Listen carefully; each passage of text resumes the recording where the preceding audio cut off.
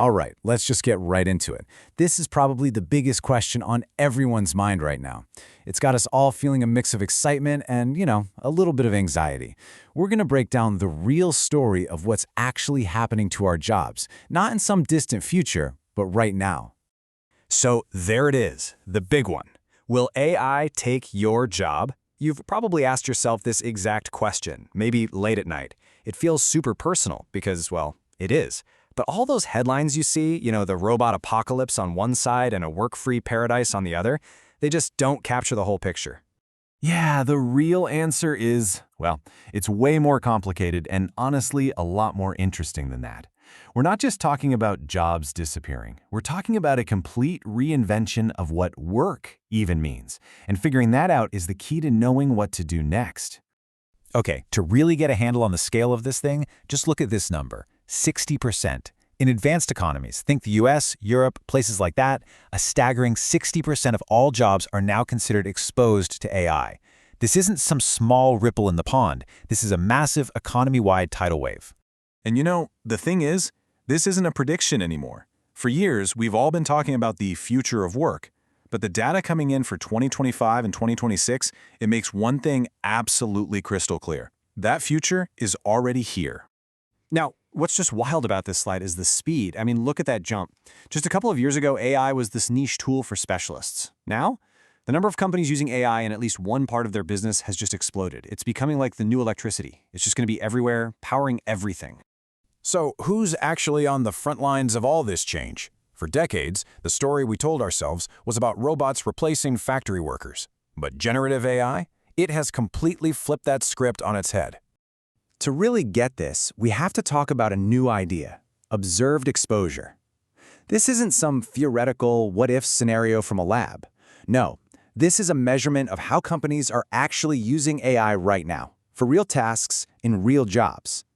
It's the gap between what's possible and what's actually happening on the ground. And that reality is not being felt the same way everywhere.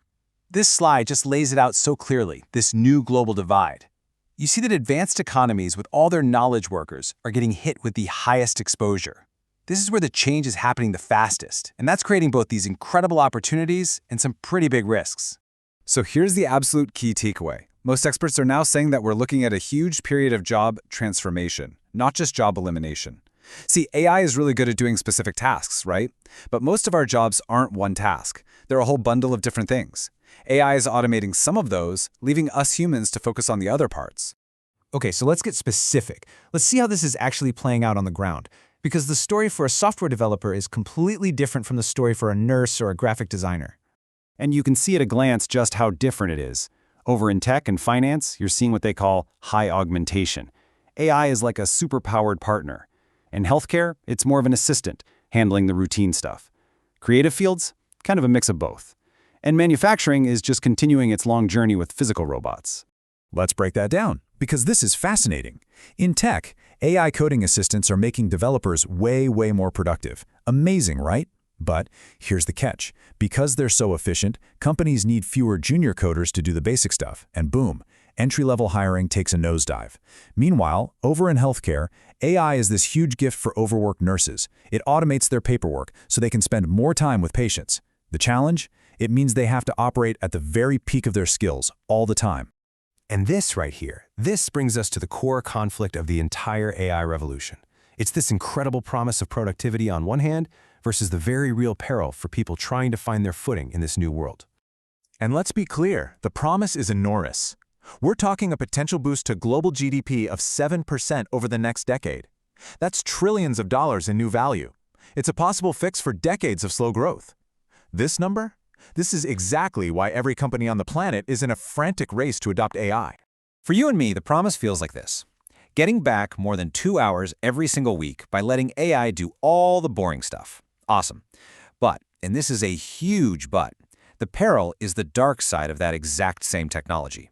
The tools that help you work can also be used to watch you work in ways we've never seen before.